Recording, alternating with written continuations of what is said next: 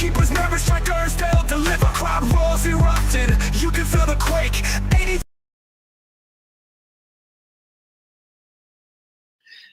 Hello there, Nigerian football fans and football fans everywhere. You're welcome to the channel. So, we all know, obviously, Nigeria dropped points against Zimbabwe and 7 points, and now it's very difficult for Nigeria to qualify. Though there's still hope, though it's still mathematically possible for Nigeria to qualify. But right now, it's more difficult than it should have been. It should have been 3 points behind South Africa, but now it's 6 points behind South Africa and sitting in fourth. Now, there was something I want to talk about in today's video, and that is Eric Chelle, the head coach of the Nigerian Super Eagles.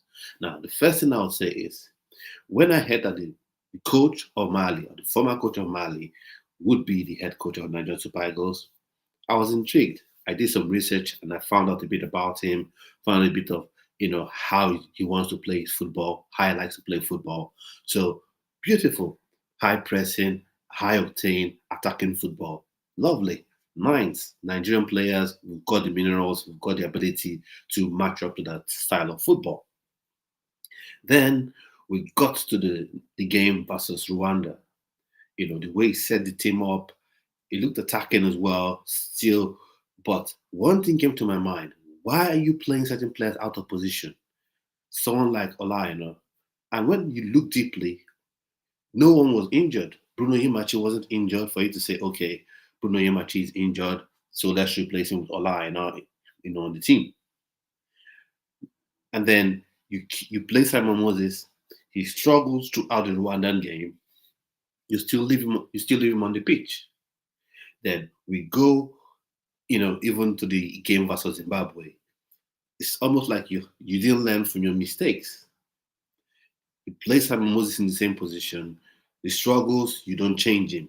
You play Ola out of position, robbing him of his greatest asset, which is putting the ball first time into the box.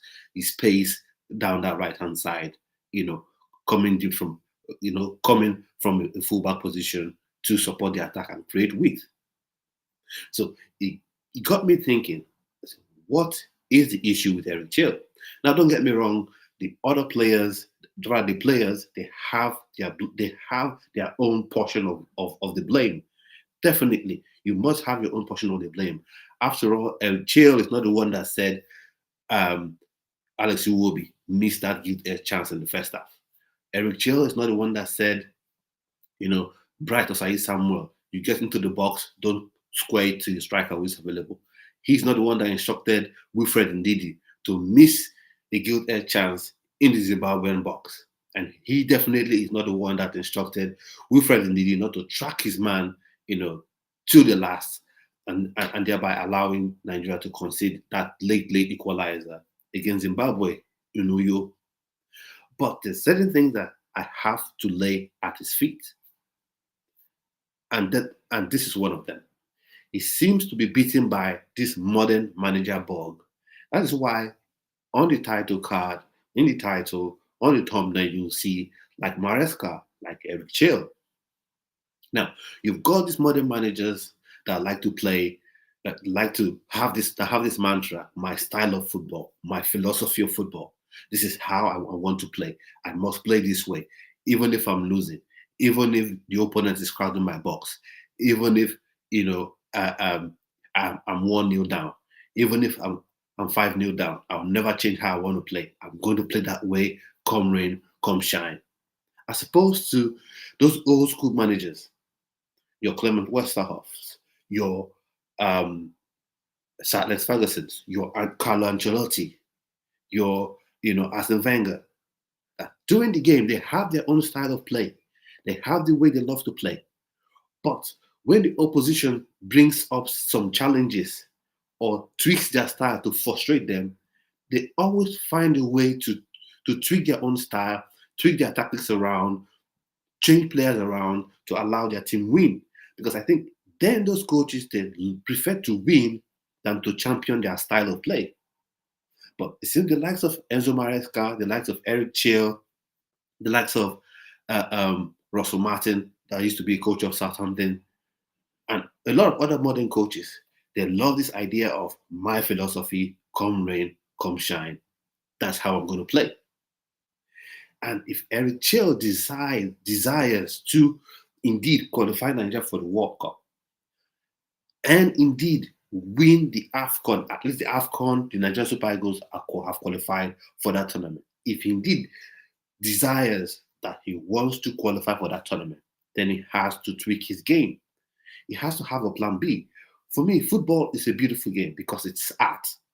You know, every different coaches have different styles of play, different approaches of play.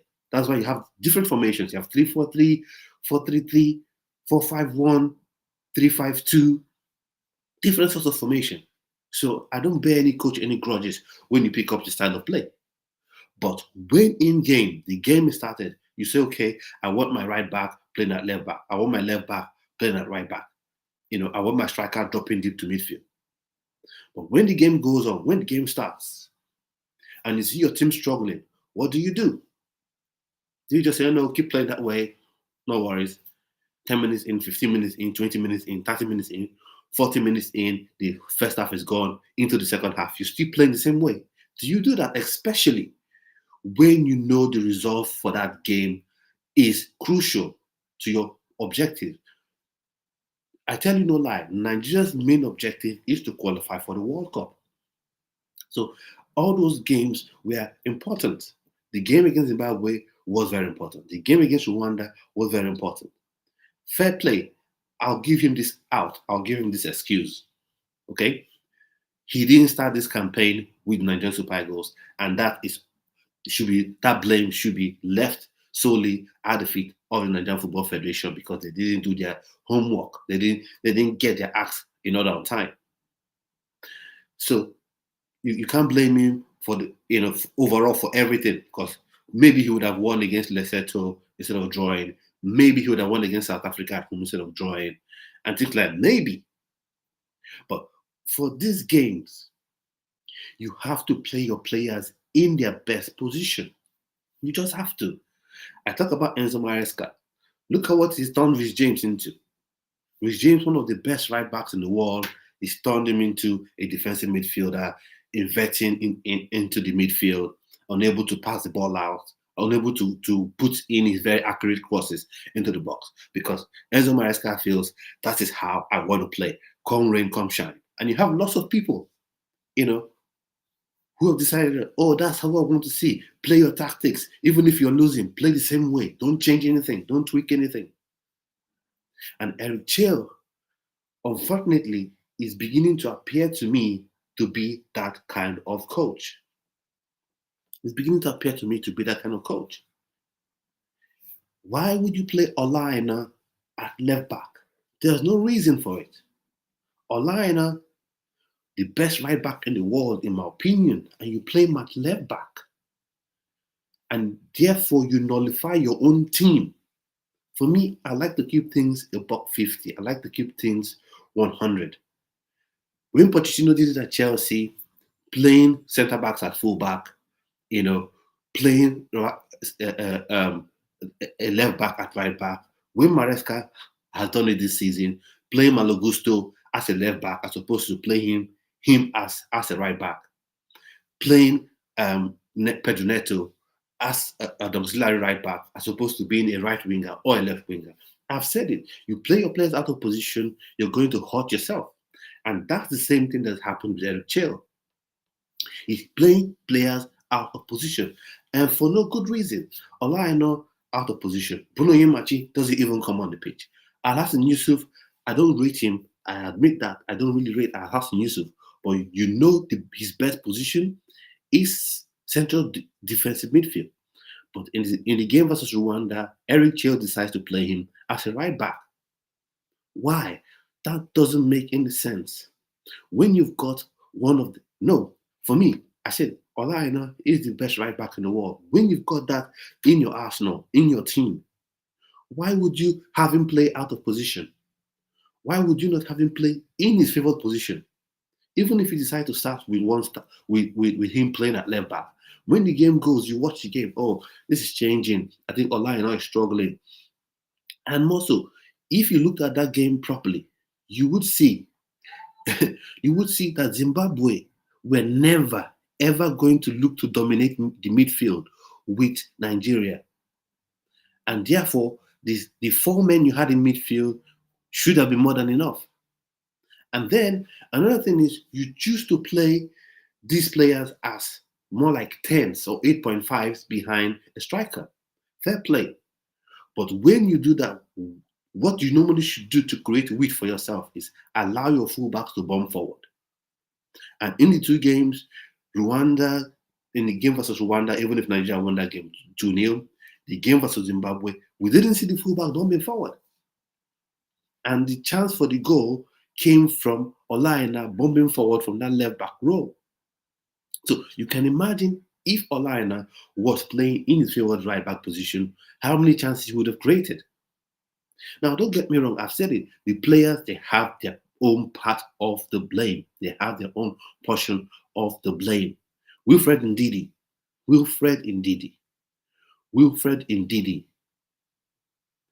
How do you escort your man? No, he didn't even escort his man because he was a poor escort.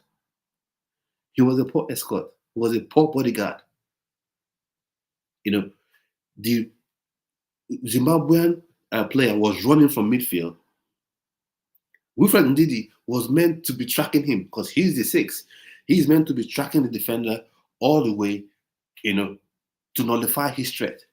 Halfway through chasing him, he stopped chasing him and went to join Bright Osai Samuel at right back, trying to mark the Rwandan player that was out wide, and then leaving the guy free, open, to receive the pass. And then he scored the goal. And then as well, Truth Ekong should have done better. And then as well, the goalkeeper, what was he thinking about? Because that shot wasn't such, a powerful shot, or it wasn't one of those ones where it was just superbly bent that he had no chance. It was just a low, weak shot, but probably wasn't concentrating.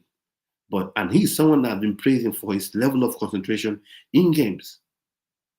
So the players, they have, their part to play. They have their own portion of the blame. But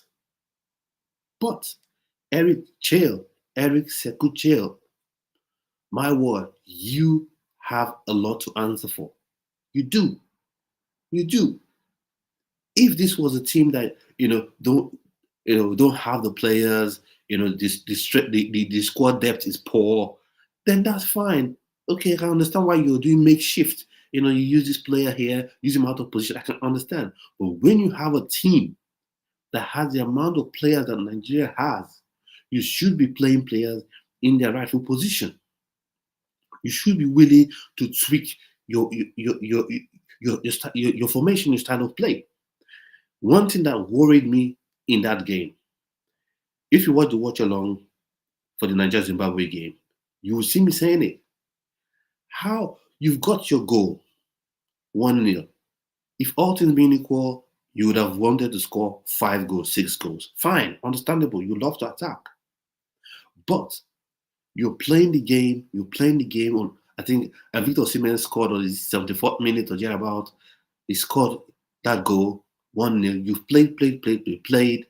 It's now getting to be like 10 minutes to go, 8 minutes to go, 7 minutes to go. Why was the team still playing long balls like they were chasing the lead? That came from the bench.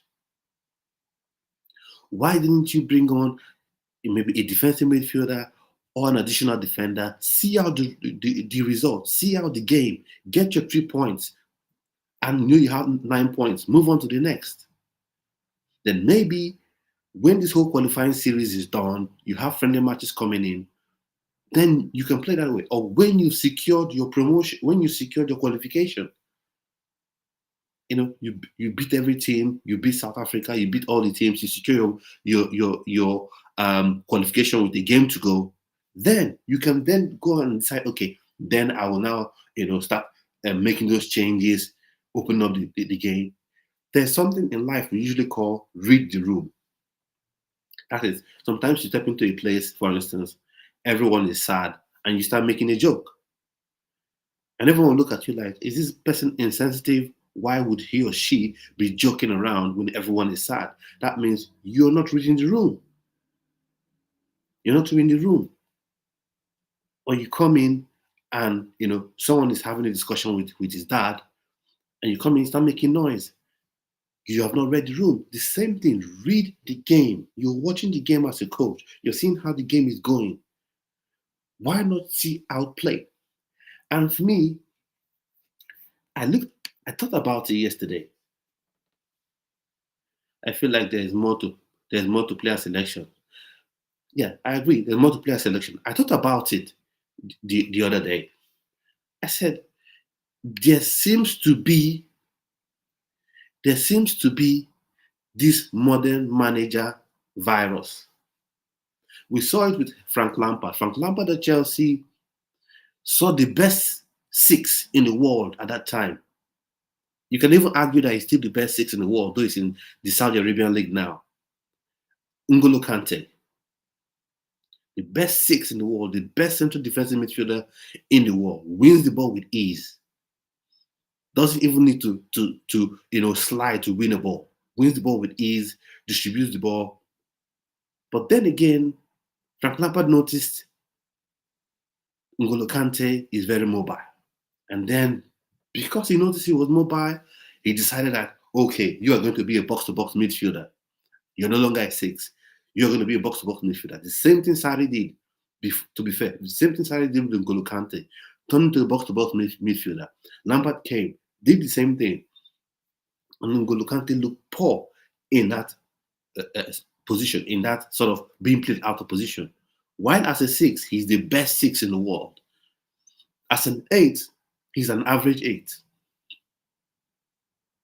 So you see that, and now we have the same thing with Enzo Maresca. If you're a Chelsea fan, I'm sure you've seen it. Playing players out of position, and all these modern coaches, they want to feel like they are set out to revolutionize the football. Turn football on its head. Create something new that no one else has seen. They're leading the frontiers in terms of tactics. But sometimes keeping things simple, playing players in their right positions. Maybe managers are now complicating players' play. That is true. Look at Ola inverting to midfield. Look at Simon Moses. Simon Moses was struggling all through the first in those two games. He was struggling, but the coach refused to change him up. He left him playing that inverted left back the whole game. Even when Nigeria was in need of a goal. And I keep saying this, if Bruno Yemachi was injured or was suspended, then I would say, I take my hands up. He's injured, he's suspended. Okay, who else can you have? Who are your other options? Olaina is there. Brighton Samuel is there. Since Olaina is the better player, okay, let's sacrifice him and play him at that right back position while you play Brighton Samuel at right back. But no, Bruno Yemachi, fully fit, no card whatsoever, available to play. But no, you refuse to play him. Then we talk about Ademola Lookman. Yes, you played him in that role. Fair enough. For me, the initial way you set up your team is not what I'm upset about. The initial way you set up your team, fine. You can set it up to surprise the opponent. You can set it up, to do something new. But when your opponent comes up with a style that frustrates you, when you try it, it's not working, then you switch things up. You should be able to switch it up. But he refused. Ademola Lookman struggled. We didn't see the best of Ademola Lookman in those two games. And we know the supposition that was supposed to be made in that game should have been Ademola Lookman go to where you have Simon Moses come off, Bruno Yemachi come on for Brighton Samuel, and then you come to left back, Olaina go to right back. And you have one of the best players in the air, one of the best box strikers in the world. I wouldn't say box striker because for me, I feel that's disrespectful to him. One of the best strikers in the world. He can do a lot of things, but one of his superpowers as a player is heading the ball, his movement in the box. You have him. You have him. He's there. He's there for you, willing to play to your instructions. He's there for you. You have Victor Osimhen. You have Victor James Osimhen. And you refuse to set players up in a way where they will put balls into that box. Whip the crosses in. And how would you have done that? Bruno on left or Lionel on the right, crosses coming in steadily, and what you see would have been Victor Osimhen latching onto those crosses. And even when Eric Chelle brought on Tolu Arokodare to pair up with Victor Osimhen, he still did not switch it up and have those balls coming into the box from both sides. And that's what made Nigeria struggle. Keep things simple.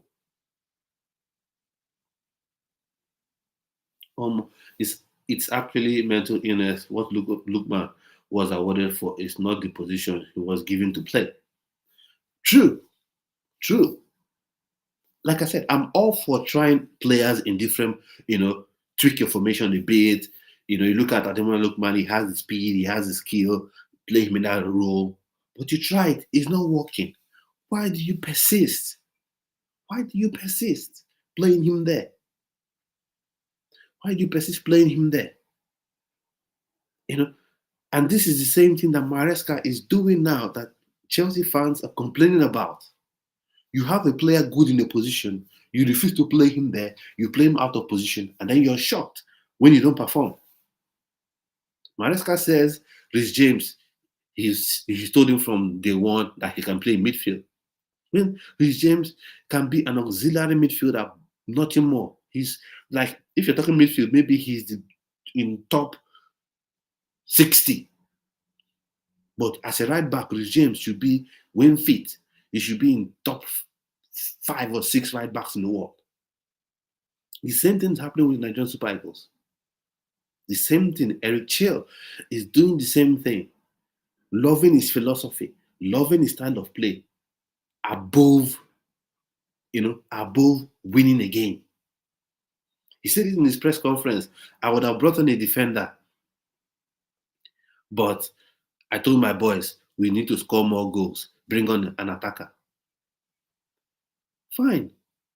No problem. Bring on an attacker. But can't you be more sensible about it?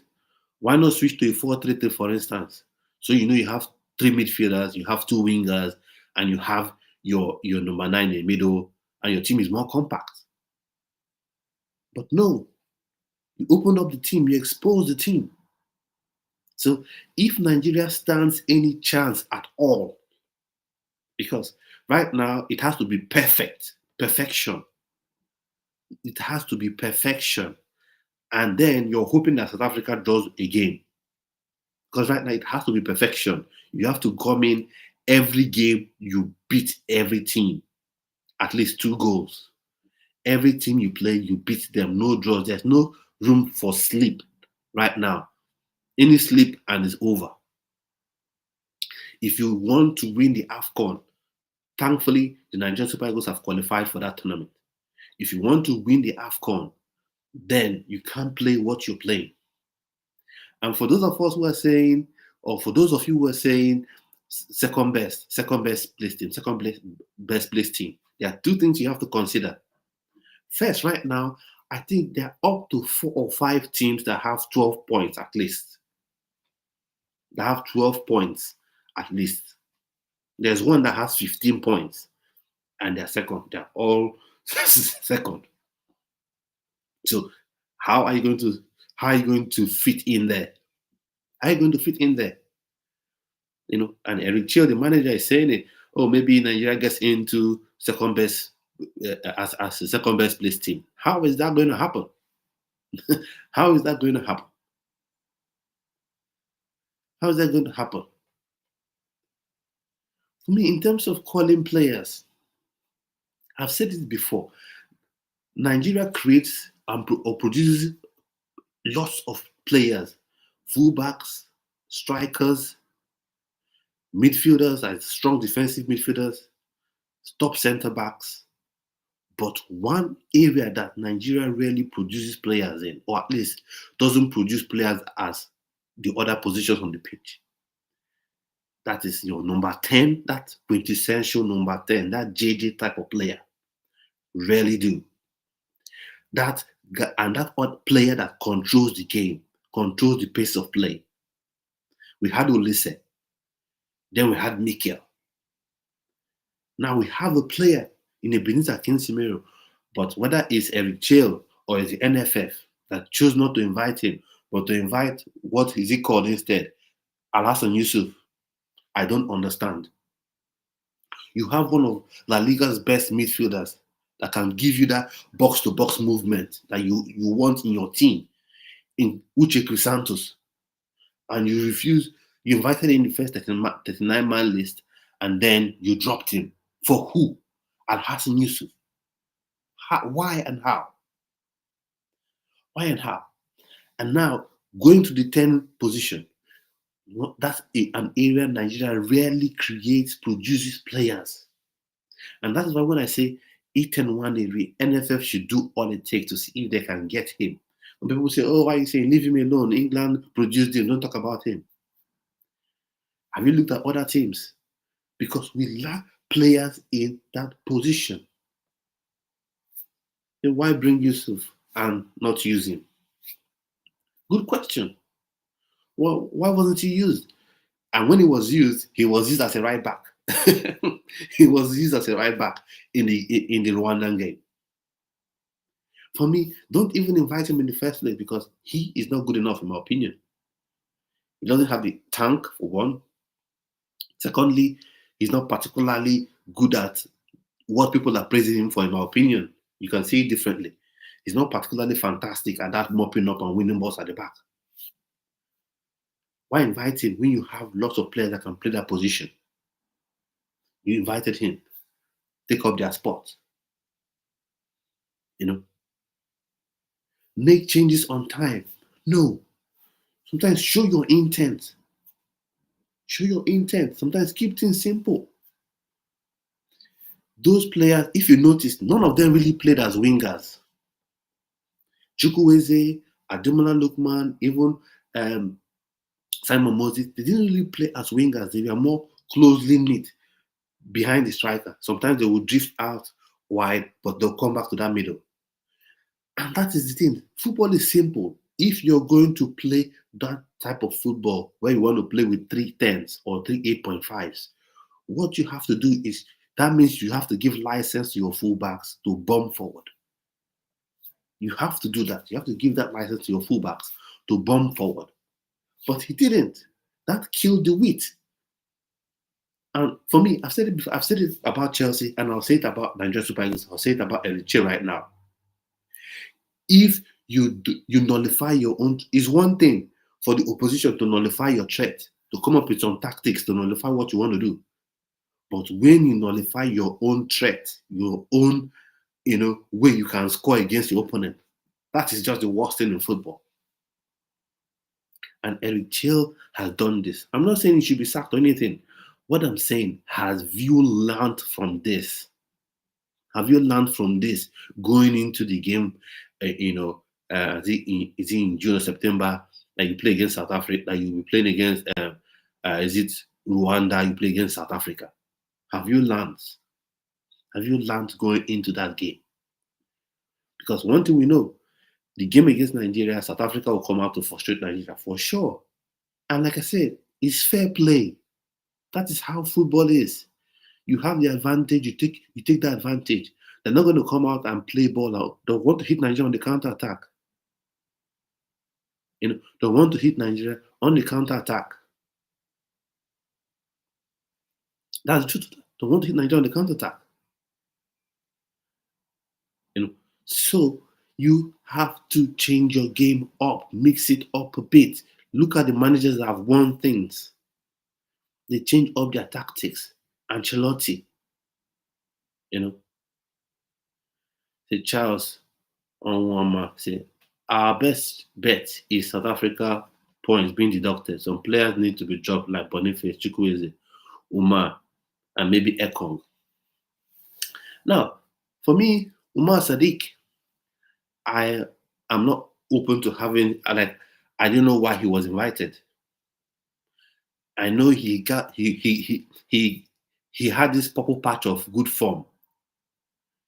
He had this purple patch of good form, very close to the qualifiers, and then he was invited. For me, like I said, though I feel stylistically, Cyril Desas doesn't meet everything I want from a striker for Nigeria, but I'd rather have someone that can score goals consistently than Umar Sadiq. That's the way I looked at it. For me, Chukwueze, he has been given time, he has been given opportunities, he's always been called, he's always been invited, he's always been given the chance to play, but he doesn't pull up any threes. He doesn't. So, certain players for me, even if you invite them, you should have somebody who is going to start ahead of them. You should have someone that starts ahead of them. You should have someone that starts ahead of them. Let's say, I was disappointed in this coach yesterday. To say I was disappointed in this coach yesterday is an understatement. My whole day was ruined. This coach is making me doubt his abilities. Even Eguavon won't make that silly mistake. Yes, for me, I look at something, I begin to scratch my head. I know I've said this before, and I'll say it again, and maybe I'll say it again. When the game starts, you see someone who's one of the best right backs in the world, and in my opinion, the best right back in the world. You see him playing out of position at left back. You're scratching yourself. Why is he playing out of position? You do your research. Is Bruno Yimachi injured? No, not injured. So why are you playing a line out of position? You wonder. And like I said, if you want to play with those three players as 10s behind Osimhen, then you need to have your fullbacks giving you weight. It's simple. It's simple.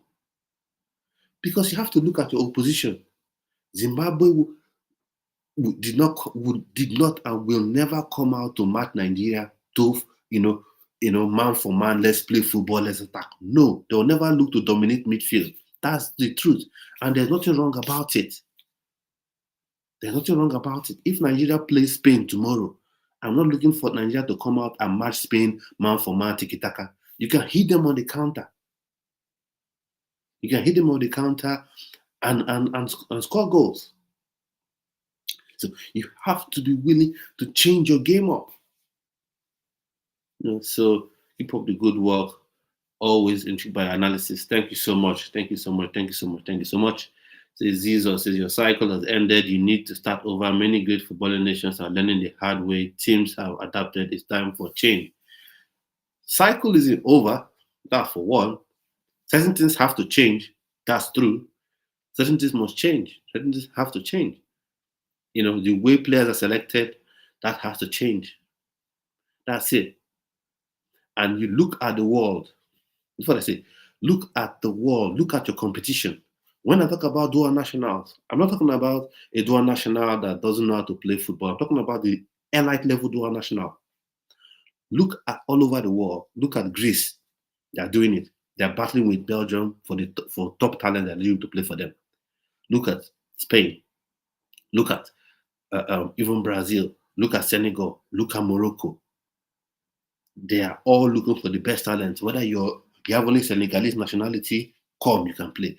You have Spanish and Senegalese nationality, come in and play. And one thing that happens is that FAs are now staying out of selection of players. Allow the coach make a selection. Charles says, I still can't fathom it. This is a game we should have won. They started the game really well, but my take is Simon Moses should not play at left wing or supporting striker when Lookman is there. Man took many touches. I agree. And I've said it before. Sometimes you start with one formation, you start with one tactics. Okay, play. Let's see what you want to do. You want to surprise the opponent. But you come with that tactics, you see it's not working. One player want to play a role like, Simon Moses, Rwandan game. Rwandan game, he struggled. He struggled all game. Then the next game versus Zimbabwe that you have to win or that you must win, you play them again. Okay, it's fair. Give him chance. You want to put faith in him. But you put faith in him and he's struggling still. Why do you keep playing him there? Why do you keep playing him there? And one thing I have come to appreciate about football, there is no one tactic that is above all. Every tactics, every formation has its loophole, has its strong point. If you're playing with those three attackers or three midfielders behind a striker, they will have a lot of possession, but you will have zero or no width because the wingers won't be able to come out and cross the ball. The only way you can give yourself width and open up play is by using your fullbacks. He did none of that. He did none of that because that would have stretched the play open. He did none of that. And then at the end of the game, he was frustrated, emotional, sweating all over the place. Yeah, it's true. You can sweat all over the place, but you should be making the right decisions in games. That is where a manager earns his salary. That's where you make your money. Because we can all pick a very good starting 11. A very good starting 11 that can beat any team on its day. But what makes a manager, or what should make a manager different from you and I, is when the game starts, when the opponent or the opposing coach tweaks something, tweaks the tactics, then the coach should be able to come in and say, okay, we are going to change this, we are going to do this to make it different. You should be able to do that. Say African football is about pace. He was taking too many touches. That's why Osimhen scores more goals than them. He's so quick and doesn't take too many touches. Fair play. And that's one issue I had, the Victor Osimhen. Now, Victor Osimhen will always make those runs. You see the runs that you beg other strikers to make. Victor Osimhen will make it all day. All day, Victor Osimhen will run in behind the striker. All day, Victor Osimhen will be running in behind the striker. All day, every time. You don't have to beg him. But the midfielders, they rarely put those balls in behind. You don't even need to look. Victor Osimhen makes your life simple as a midfielder. He makes your life easy. Once you trap the ball at a midfielder, Victor Osimhen has made the runs. So you can put that ball in behind for him to latch onto to score.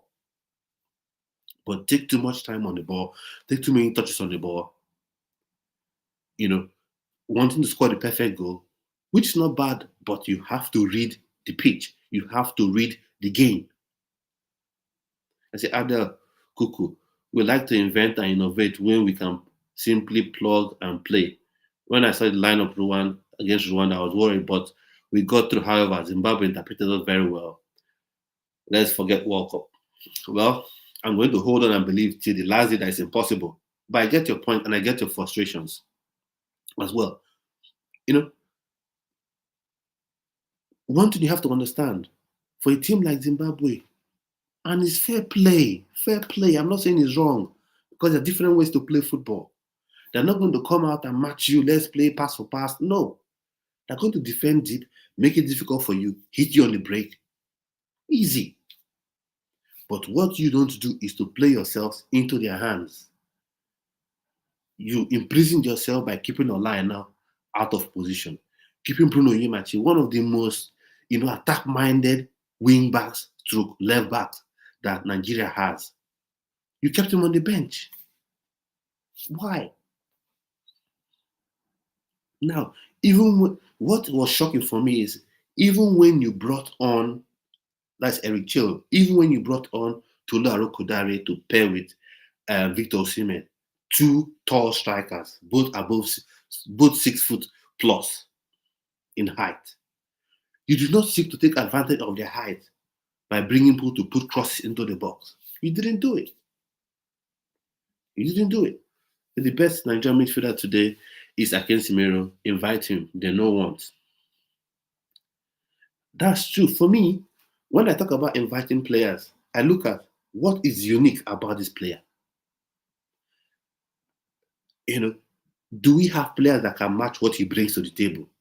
Right now, I'm telling you, no one matches what Akinsimiro brings to that midfield right now. Nobody. Controlling game, helping control the game, which is something we've lacked since Olise stopped playing, since Mikel stopped playing. We've lacked that person that can give me ball, let me hold it.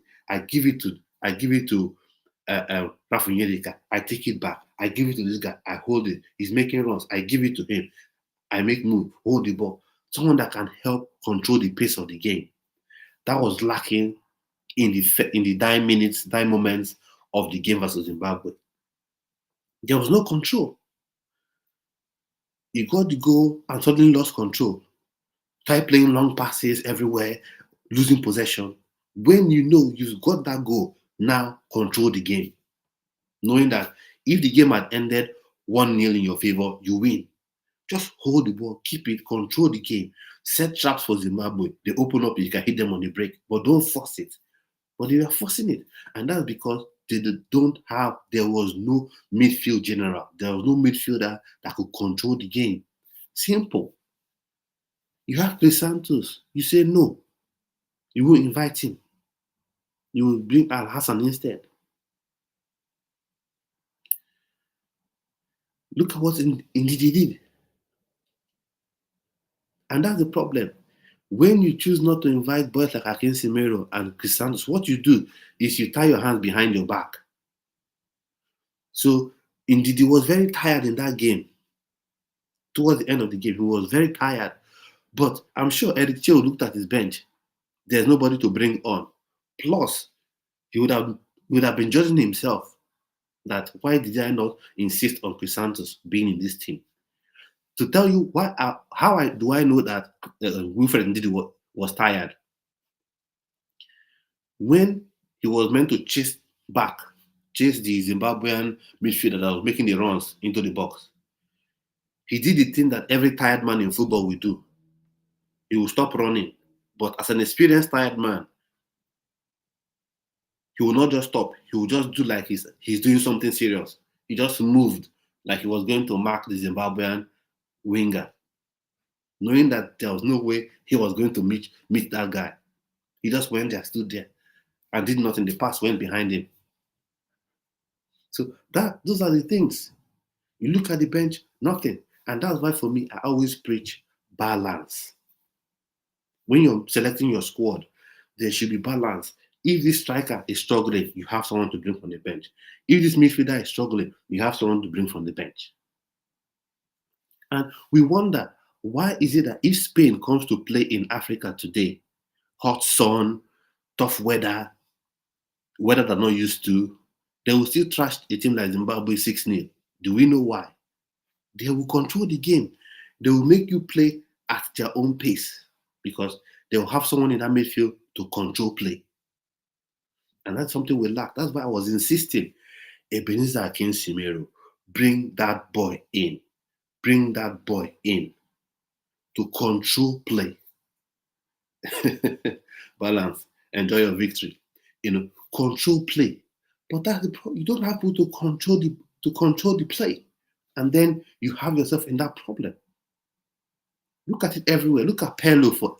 Look at what Pirlo, all the years that Pirlo has frustrated England. Because he's not the fastest person. He's not big. I don't know if he's up to 5'7". But he controls the play. Look at Modric. Controls the play. And then you have 1 in a million in Ebenezer Akinsimiro. Say, no, we're not inviting him. No way. We're not inviting him. Do you want to win? And then when I look at that 10 row, we don't really have number 10s. And I say, invite Inter. Oh, invite. Don't you want to win? Isn't it all about winning? Isn't it all about winning? So those are the things. And back to Eric Chelle. Eric Chelle, I don't know if you ever watched this, but change up. You have to change it up. Become dynamic. One of the best coaches in the world, Ancelotti. Ancelotti can come into a team today and play with a different formation. And that formation will be based on the strengths of his players. He won't play anybody out of position. People say, oh, Real Madrid, they have so many players. That's why he's winning Champions Leagues. Are you sure? It's just because they have good players. Because some coaches can come in and feel like Superman and play Vinny Jr. as a right wing back. Some coaches can come to Real Madrid today, play Vinny Jr. as a right wing back, play Bellingham, as a centre back. And you see, get on with it. That's my style of play. That's my formation. That's where I want to play.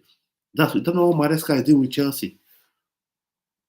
James is like a midfielder now. Gusto is a left back.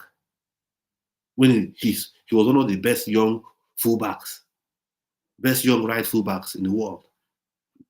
Upcoming right fullback. You take him playing out of position. That's the same thing. Keep it. Football at its core is a simple game. It's a beautiful, simple game. Play people first off in their favored position. Then they can be dynamic in that favored position. That is how they take up positions on the pitch.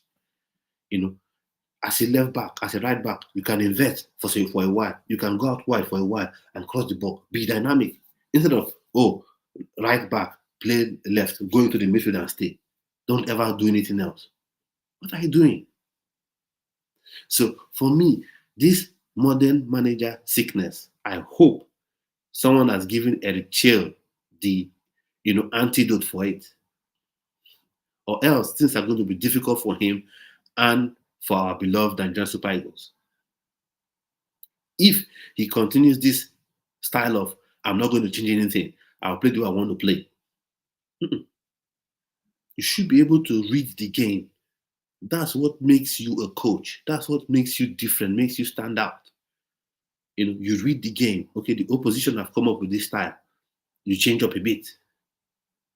And I said, look at Nigeria, the depth talent, the talent pool is too deep for you to be having average players playing for Nigeria. It's too deep. If this was, I don't know, would I say Lesotho, one country that has 3 good players? Okay, I understand. You have 3 good players in the whole world. You try to force them one way or the other to fit into position. You have so many good players. Play them in their rightful position. Play them in their rightful position. Make things easy for yourself. And make things easy for yourself. Now, for me, I'll call a few names I want to see. They may not invite them, but these are a few names I want to see added to this squad. Number 1, Ebenezer Akinsinme. Before I go to that, why didn't Igor play? That's something I don't understand. Why didn't he play? Why didn't he play? But also we'll talk about him later. Ebenezer Akinsinme must be on the list. Uche Crisantos must be on the list for sure. And then between now and September, Ethan Nwaneri must be brought into this team. I don't care how you do it. He must be brought in. Now, there's this competition I heard about, or this sort of invitational tournament. I'm not sure of how concrete the details are at the minute, but I saw it on social media. I saw it in a couple of outlets. So I think it's being hosted by England, and they've invited Jamaica, they've invited Ghana, they've invited Nigerian Super Eagles as well. So that's an opportunity now. You've been given. You go there. You have to win. You have 2 games to play. The one on the pitch. You're playing the ball. You're playing against England. You're playing against Jamaica. You're playing against Ghana. That's the first game. The second game, you then have to look for 1 or 2 of these outstanding talents. You have to look for 1 of these outstanding talents. Sorry, guys, just hold on a second. I'll be back with you shortly, please.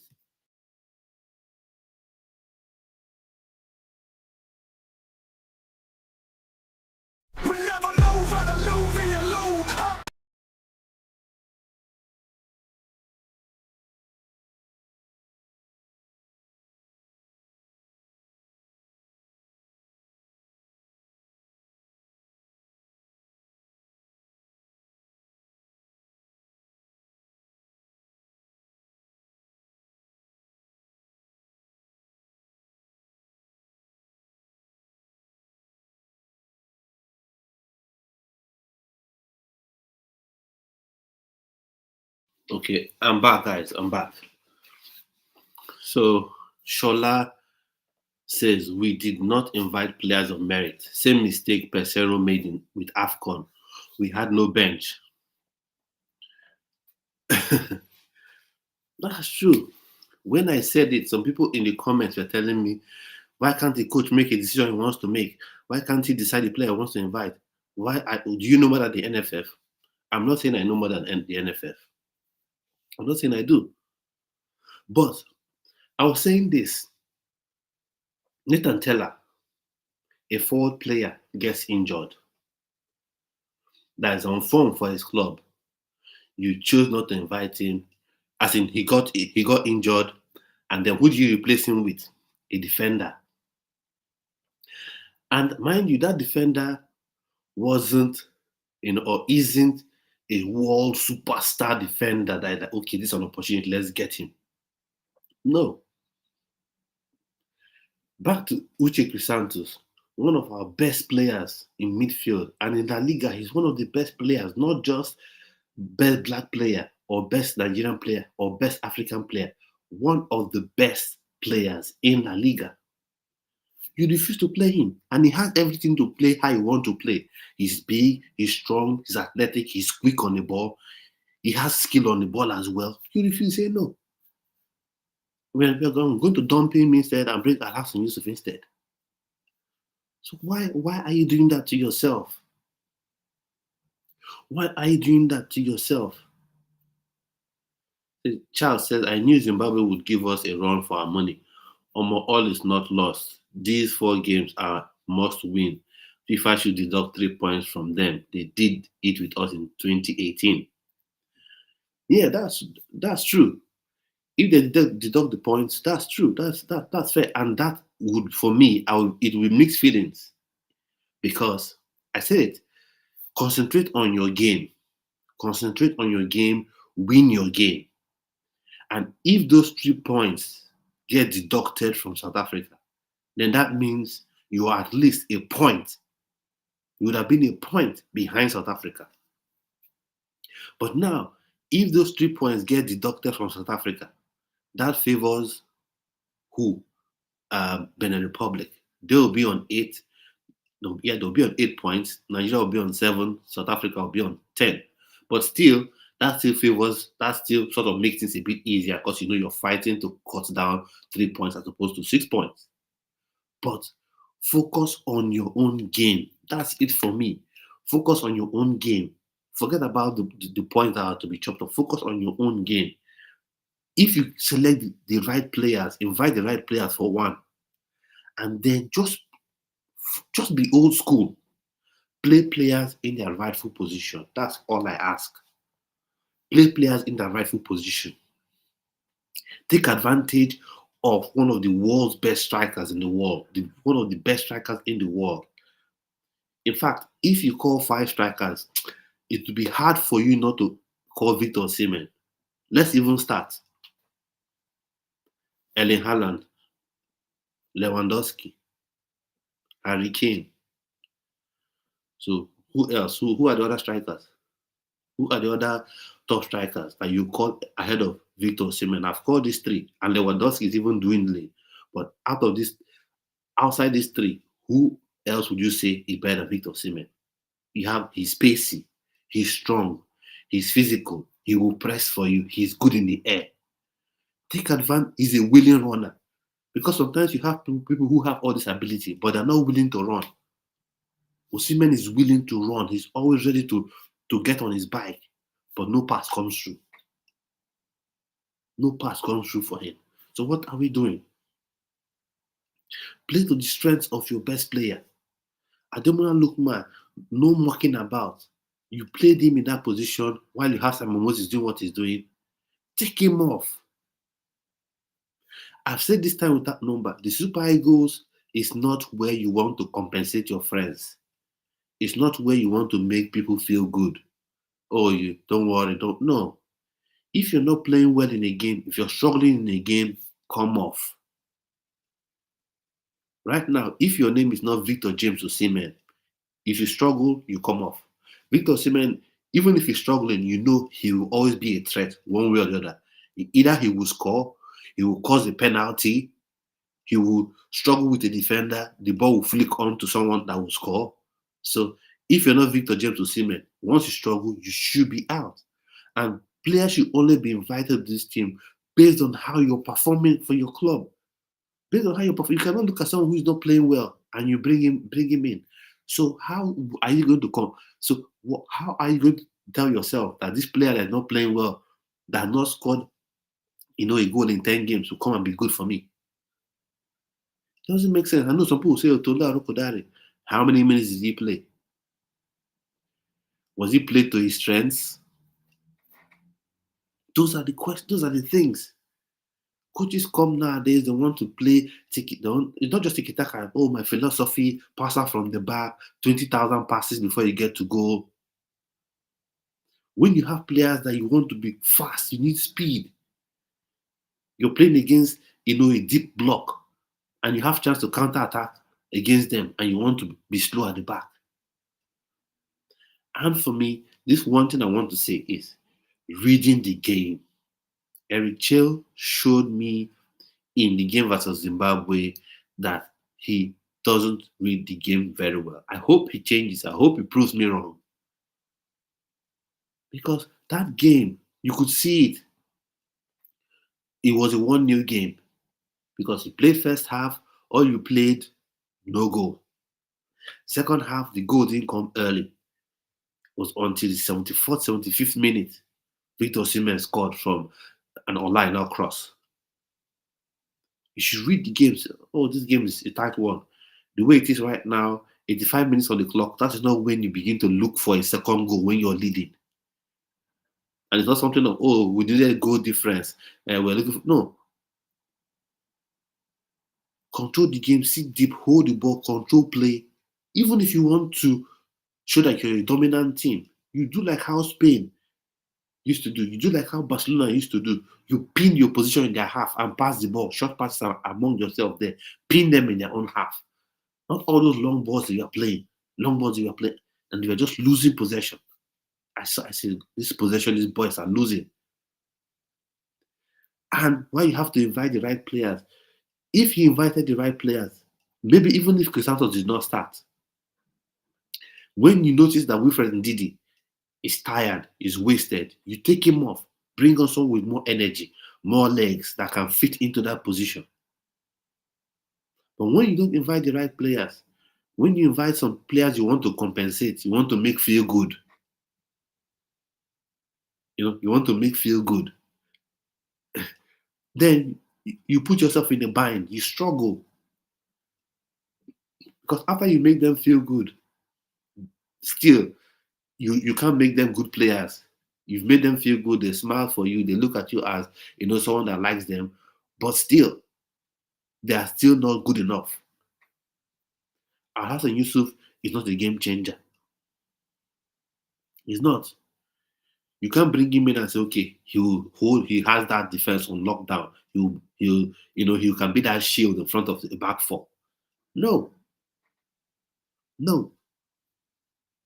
So for me, going into these coming fixtures, these 4 games, whatever South Africa plays, let them play. But those games, you must win it. You must win it. You must win those games. You must win those games for sure. And then the second thing, and I've mentioned it before, when you go to play in that invitational against England, against Jamaica and Ghana, use that as an opportunity to scout for a couple of players. Number 1, Ethan Nwanery. That boy is special in that 10 role. He is special. He's a special player. Get him in. So when you get a player like that in, that can allow you now to play Ademola Lookman in his favored position. That can allow you now, to play maybe Simon Moses on the other side. That frees up things for you. Another player you should be looking at is Noah Adedeji Sternberg. That boy is a special player. When you Obasi is a special player, have a look at him. And one thing as well, I know everyone is talking about the World Cup, which is for sure. You should talk about the World Cup. But beyond this World Cup, because by the next World Cup, Victor Osimhen will be more than 30. Lookman will be more than 30. As for Ekong will be a grandfather by then. I'm joking, but you know what I mean. By the next World Cup, at least he would have crossed into his 40s. By the next World Cup. Not this one next year, the next World Cup, he would have crossed into his 40s. So who are the players are you looking at that can fit into those places, that can fit in, and become the next generation? This is when you start to do it. This is when you start to do it. That's why I say winning these 4 games so important. You have to win these games. Now, thank you everyone that stayed with me all through this stream. Thank you so much for your support. You keep watching, you keep subscribing to the channel and sharing the videos and sharing the channel. I really appreciate you. This channel will keep growing, and this channel, like I said, is a force for good. It has my name on the channel, but it is your channel as well. So at this point in time, I want to say, do have a splendid rest of your day. Stay well and stay